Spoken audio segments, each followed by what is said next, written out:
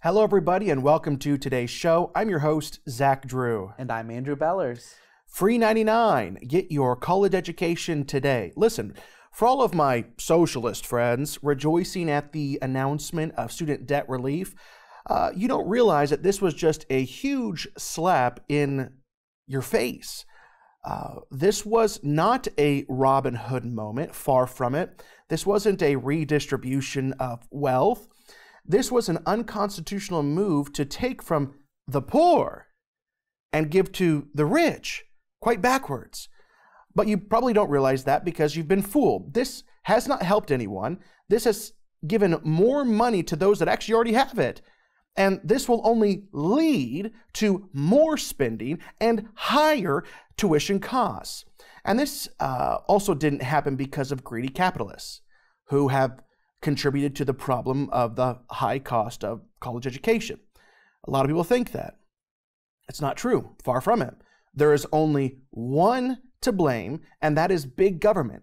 Now, this may be a shock to some, but I am going to be sharing today just how involved, just how criminal the federal government's hands have been in raising the cost of tuition since 1965 through the Federal Family Education Loan Program. You're going to be shocked. You see, capitalists and the free market are not to blame. The government got us into this problem, and now they are giving the American taxpayer the bill.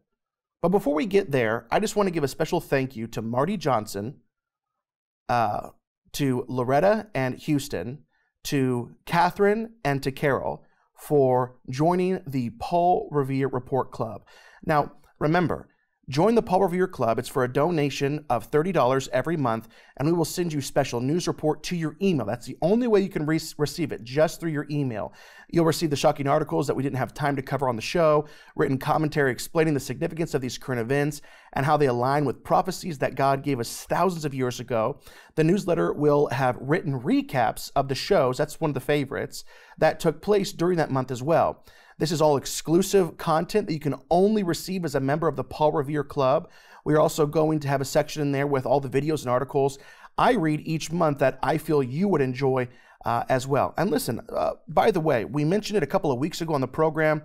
For those of you that follow my Instagram, you know I'm a coffee lover. We went through quite an extensive process. We've partnered with a local coffee company in town. My friend is actually the owner. And he tried many different coffees from all around the world, narrowed it down to 14. Then we truly had a coffee testing date that we set a date, and me and you and a couple other people, we tested all these coffees, and we were in agreement that there was one particular coffee that was just absolutely amazing. Yeah. Those of you that have ordered it, that have donated to receive it, have said they love it.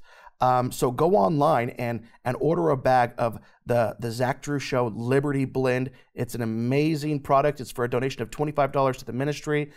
Now listen, for our products, all you've got to do, and we'll put it on the screen, just go online to www.zachdrewshow.com and click IGBY store.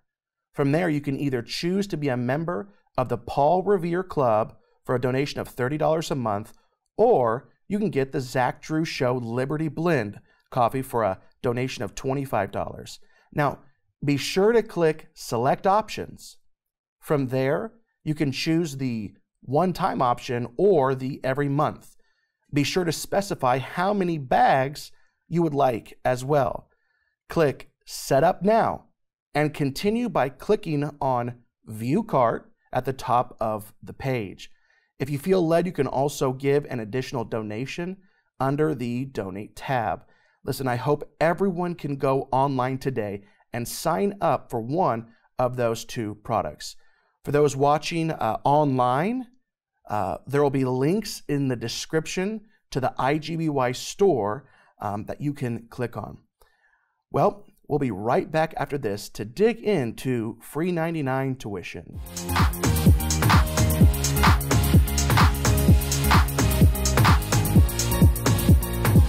Well, President Joe Biden has committed to forgiving $10,000 for nearly everyone with student loan debt in the country, and up to $20,000 for Pell Grant recipients, fulfilling a campaign promise he made in 2020.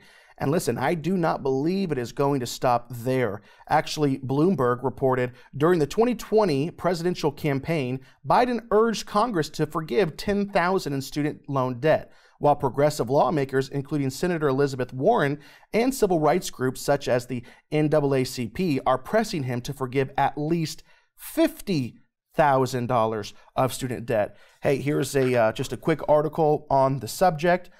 So he'll cancel $10,000 in federal student loans for millions of borrowers, following through on a campaign promise to address the burden of student debt. Borrowers who earn less than $125,000 a year or $250,000 a year for couples who file taxes jointly. They'll all be eligible for debt cancellation. Like I said, Pell Grant recipients will have an additional $10,000 in relief. In addition to that, Biden is also extending the pause on federal student loan payments for a final time through December 31st, which will likely just be extended right after that. It had previously been scheduled to expire on August 31st. Speaking at the White House, Biden described how the cost of higher education has grown significantly over the past few decades. That's right, and you are the problem. Big government is the problem. And unfortunately, and you're going to see this today, it's actually a bipartisan thing. Republicans and Democrats that love big government have contributed to the high cost of tuitions at universities. Universities have been strangled. They cannot, it is so difficult for universities now to participate in the free market. And that is because of big government's involvement. And I'm going to show you that. An entire generation is now saddled with unsustainable debt in exchange for an attempt at least at a college degree, Biden said. The burden is so heavy that even if you graduate, you may not have access to a middle-class life with a college degree once provided. That's right. So stop getting degrees to be a puppet master, okay? Right. Stop getting degrees in Canadian studies, okay? Right. Now, here's the thing. The article's headline was this: Biden to cancel up to $10,000 in federal student loan debt for certain borrowers and up to $20,000 for Pell Grant recipients. Certain borrowers, okay, making it sound like this doesn't apply to everyone. Well, you know, I think Joe Biden said it best. It's just a bunch of... I read this malarkey that's going to... With all due respect, that's a bunch of malarkey. Give me a break. That's a bunch of malarkey. Just a bunch of malarkey. That's right. Thank you, President Joe Biden. Now, it is true that only certain students will, but take a listen to who are those certain students. It says it's true that only certain students, those with student loans backed by the government, will be able to apply. What they don't tell you is that 92% of all student debt is backed by the federal government. Banks aren't even a part of the equation. And also, you know, couples with incomes under $250,000 are eligible. Like I said, about a whopping 92% are backed by the federal government. According to Bloomberg, forgiving the debt will cost between $300 billion and $980 billion over 10 years. And the majority of relief will go to borrowers in the top 60% of earners, right? So now, why is that?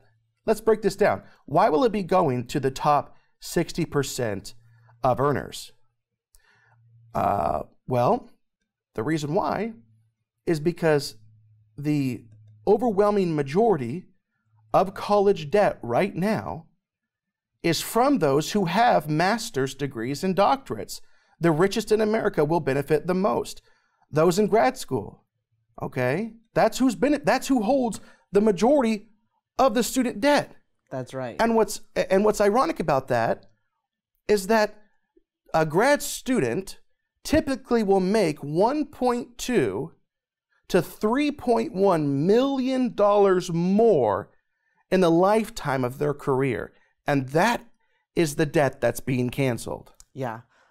Just one thought on that. So Biden, the way that he's painting this and the way that the left paints this is that there's no way that you could hope to get a middle class career. There's no way that you could hope to be in the middle class unless you have a college education.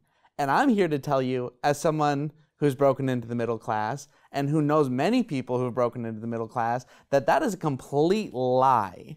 So the average loan amount for someone going to college is around $30,000. But that's the average. That's because a lot of them are doctors and lawyers, and it's hundreds of thousands, and lots of them go to college, they might get a degree, and then they go on to do a job, they never use their degree. And That's right. Many more of them go to college and realize, this is a sham, I'm not learning anything, I'm not using this, and they drop out before they ever get a degree. So that's a complete lie. And then here's just another thought that a lot of people are saying, well, this isn't going to solve the issue. If you give, these loan forgiveness, it's not going to solve the problem. Students are getting new loans every single day. We can't just continue to forgive loans forever. This is just a Band-Aid. And that is the point. It is supposed to be a Band-Aid. They don't want to solve this problem. And the reason that they don't want to solve this problem is because every single election cycle, they can run the exact same campaign about student loan forgiveness, because votes and power means way more than money. Sure, the government's not making money off of this scam, but they know that there's a demographic that they will always have in their back pocket if they don't solve this problem. Don't tune out now, because I'm going to be getting into some material that's within this book right here that's going to shock you, to show you that literally this single source of the problem is what government established in 1965, and it's grown substantially worse each and every decade. You most likely do not know what I'm going to share with you in just a few minutes. So like I said, $300 billion to $900 billion over the next 10 years is what it's going to cost you and I. Now, the cost for us right now, right off the bat, is likely going to be around $430 billion. That's a big number. But just how big is that number? The cost to you will be $427 billion. To put that into perspective, just this loan forgiveness is more than the gross national domestic product of Hong Kong and 182 other countries. If you like social programs, great. This one is 36 times greater than the federal government spent on Head Start in 2022. If you support defense spending, great.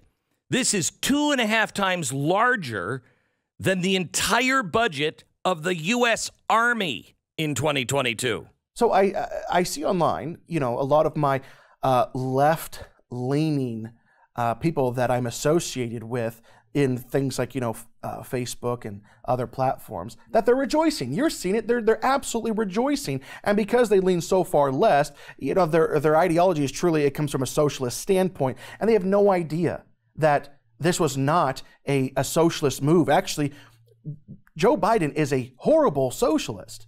And I don't mean Joe Biden is a socialist and he's horrible. I mean, he's horrible in this instance at being a socialist. This is not a redistribution of wealth. He is not taking, money from the rich and giving to the poor. He is taking from the poor and giving to the rich. And from a socialist mindset, this doesn't make any sense at all. This is not debt forgiveness. This is debt transfer. But the irony is that it is debt transferred to those that it's a transferring, and those that don't need it are the ones that are having their debt forgiveness. It's just a very backwards thing. Now, the average, it is to the average and below average American taxpayer that will foot this bill. That's right. Okay. Now, 1 in 7 Americans have student debt. Put this on the screen. 1 in 7 Americans have student debt. That is 13.5% of the population. So do you understand that means every single American taxpayer will be forced to pay $2,000? So every single taxpayer is now forced to pay around $2,000 to only 13.5% of the population. And the vast majority of that 13.5% are in the top 60% of earners in all of America. Well, there goes your stimulus bill, your stimulus check. That's exactly right. right. Out the window. So does this solve the problem? No, this doesn't solve the problem. This is going to increase even more spending for college tuition. So now let's get into it. You can blame the government for all of this. And that's where the blame needs to be pointed to. Most student loans issued in the United States over the past decade have been by the federal government. So it makes no sense to blame capitalists for a problem that is being perpetuated by government bureaucrats.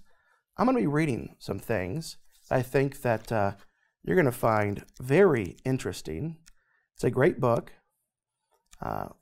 If you have any socialist, left-leaning people in your family, I encourage you to get this book. It'll show you how to argue with them. Hence the title, Arguing with Socialists. That's what the book's title is. It's called Arguing with Socialists. So this is fascinating. You're going to learn something new here. The rising costs of student lending can be traced back to the creation of the Federal Family Education Loan, FEAL, the FEAL program, in 1965. Another one of President Lyndon Johnson's mind-numbingly stupid reforms. Under the FEAL program, the federal government agreed to pay subsidies to private banks issuing college loans. So get this, the federal government also agreed to guarantee the loans for banks, meaning that if a student were to default on the loan, the government would pick up the tab, not the bank. So what this does, it removes all risk from the banks. That's right. It doesn't matter. It doesn't matter if what the kid's credit score is or what they can and can't afford. If they know big government will ultimately foot the bill, which is spread out between the American taxpayer, they don't have any risk. There is no risk. It is not hard to imagine how this program distorted the student lending industry. With a full guarantee from the federal government, banks didn't need to worry about losing their investments. They simply offered loans to virtually every student in the country, regardless of whether they had the financial means to pay back the loans. Schools, realizing that banks would agree to lend out more money than ever, started to do what? Of course, they started increasing their tuition rates at the cost of attending college. I mean, my gosh, if you're given a blank check by the government, now they are being greedy, but that's not called capitalism. You can call that crony capitalism if you want. Right. A wicked and perverse type of capitalism where it's fraud, it's committing illegal acts. Yeah. That is what took place. The incentives to keep costs down and make college more affordable were quickly evaporating. But progressives weren't done there. Of course they weren't. In the 1980s and early 1990s, they successfully campaigned to create a pilot direct student lending program, which they promised would save taxpayers billions of dollars. Okay? They argued that by cutting out the middlemen, the banks, they could reduce costs significantly, freeing up more funding for education programs that provide aid directly to lower income families. Well, that was quickly offered to everyone. Now, this was in the 1980s. So since they've cut out the middleman since the 80s and early 90s, now 92% of all student debt is backed by the federal government. They've nixed even the banks. So here we go. Let's keep going. There's a few more paragraphs I'd like to read. Obama and congressional Democrats also expanded the income-based repayment plans, first created on a bipartisan basis in 2007, which allows students to structure their student loan payments entirely based on their income and let students who work for a nonprofit organization, including charities, colleges, and even government agencies, have their student loans forgiven after 10 years of making income-based repayments. Yes, you read that correctly. Every American student with direct student loans can have their entire student debt load wiped out by working full-time for the government for only 10 years. Indentured servitude, anyone? Yeah. Have you amassed $150,000 in student debt pursuing a physical education degree at a ridiculously overpriced liberal arts college. Or maybe you spend $100,000 getting a graduate or undergraduate degree in 18th century French women's poetry, or Canadian studies, or exercise and movement sciences, or puppet arts. Yes, these are all real majors. No problem. Just work for your local DMV for 10 years and it will magically disappear. And by magically disappear, I mean other people will be forced to pay for the 4 years you spent in college getting hammered at your puppeteer frat house. Now, taken together, these policies, the government guaranteed loans, direct federal lending, public service loan forgiveness, and more, have created numerous market distortions and have encouraged and even rewarded poor economic decision making. No surprises there. Many students are no longer incentivized to choose an affordable college. They know that the federal government will give them almost any amount of money at a school, amount of money a school charges. And many of those who plan to work in public service know they'll never have to pay back most of the money they loan out. Similarly, college administrators know they can continuously raise tuition rates, fees, and the cost of room and board because the federal government will guarantee to provide the funding needed, even to students with little or no money. Wow, is that not just eye-opening? I remember whenever this book came out, I don't remember, man, it was 2-3 years ago, I don't remember. I was reading that, I didn't know that information. And now that what just happening, people have no idea that this is literally the government's problem. They created it, and now we're paying for it. And like I said, it's a bipartisan thing. President Johnson, George H.W. Bush, Clinton, George W. Bush, and Obama, which, Democrats and Republicans all contributed to the present student debt crisis, which seems to be worsening every year. Students have now amassed more than $1.75 trillion in outstanding student loan debt. Unbelievable. So just how much has tuition risen since the federal government has gotten involved? Well, according to the data from the National Center for Education Statistics, the NCES, the average cost of attending a 4-year college, including tuition fees and room and board, increased by now 12% in inflation-adjusted dollars. That's going to be important. So it really shows you the true value. This is inflation-adjusted dollars, okay? From the 63-64 school year to the 83-84 school year, it increased that much, 12%. Unbelievable. From the 83-84 school year to the 2003 and 4 school year, it skyrocketed 78%. And from the 2003 to 4, the 17-18, which was the last statistics we have, they increased by another 30%. Wow. Unbelievable. And so you can see how much tuition has raised just since the government has gotten involved. And you see, in the free market, student loans are supposed to be looked at as investments, contrary to what they are today. Whenever you're considering college, you need to sit down. You need to weigh the costs. You need to sit down with your family, your parents, or mentors, and you need to discuss the pros and cons of this investment. Do the benefits of your degree outweigh the student debt you will incur? You can't spend $100,000 to become a puppet art master. I mean, truly, you can't. And I say that, in a comic, to be funny, but so many people that I even know have spent a ridiculous amount of money on the most absurd thing. You're spending $150,000 on careers that will offer you $45,000 for the rest of your life. Right. 45 to 60,000. It doesn't make any sense. What are you doing? You're making horrible financial decisions, and you're allowed to. Do you want to know why? Whenever you're 18, you can't go out and buy a $500,000 home? Because you're not allowed to make such a stupid decision, because banks will not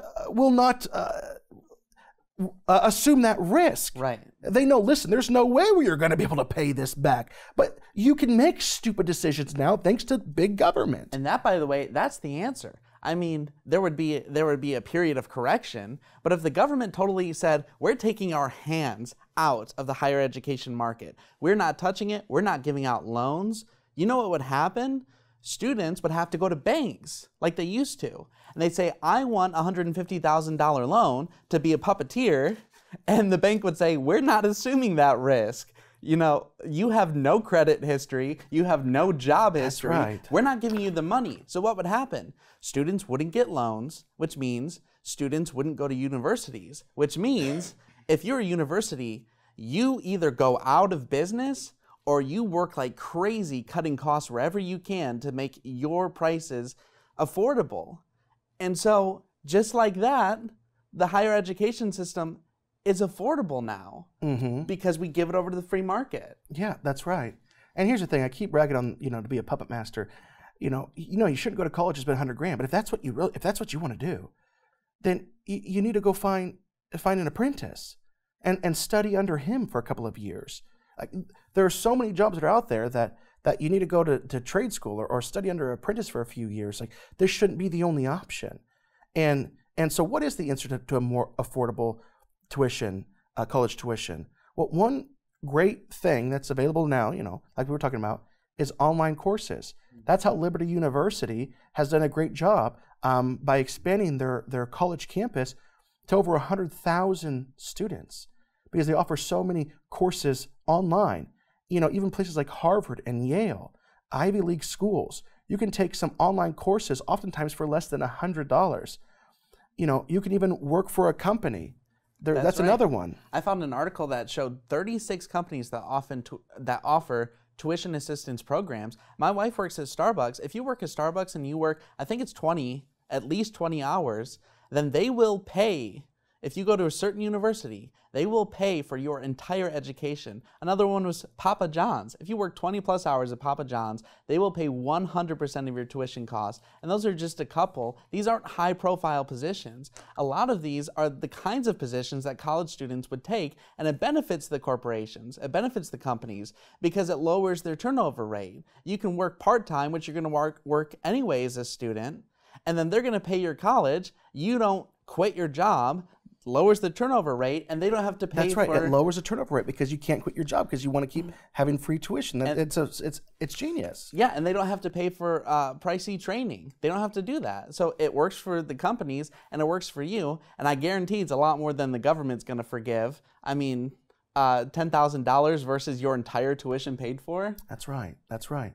But it's because of the government that has made it difficult for college universities to participate in the free market. And I'll end with this quote that states that. From Arguing with Socialists on page 59, it says this: making higher education more affordable is already possible. The reason it hasn't become widespread is that the government takeover of the student lending industry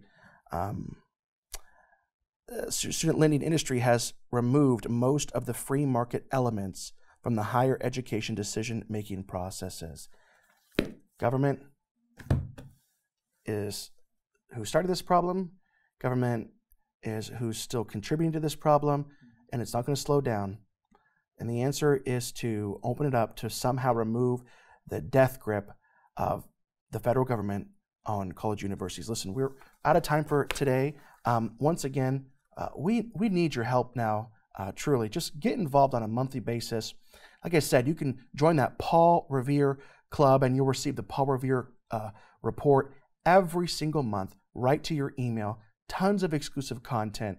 And I just want to thank all of those that have joined. That is how we can prepare for the future. It's whenever we know what can come in on a monthly basis. That's how we can grow.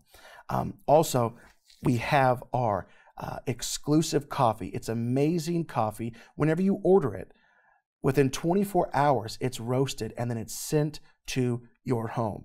It's like I said, over the process, it was trying dozens and dozens of coffees, narrowing it down to 14 of the absolute best coffees, going to essentially a coffee tasting chef's table type of experience, and finding the number one best one based on multiple opinions. And this is delicious coffee. So once again, for our products, just go to www.zachdrewshow.com, click the IGBY store. From there, you can either choose to be a member of the Paul Revere Club for a donation of $30 a month, or you can get the Zach Drew Show Liberty Blend Coffee for a donation of $25. Be sure to click Select Options, and from there, you can choose the one-time option or the every month.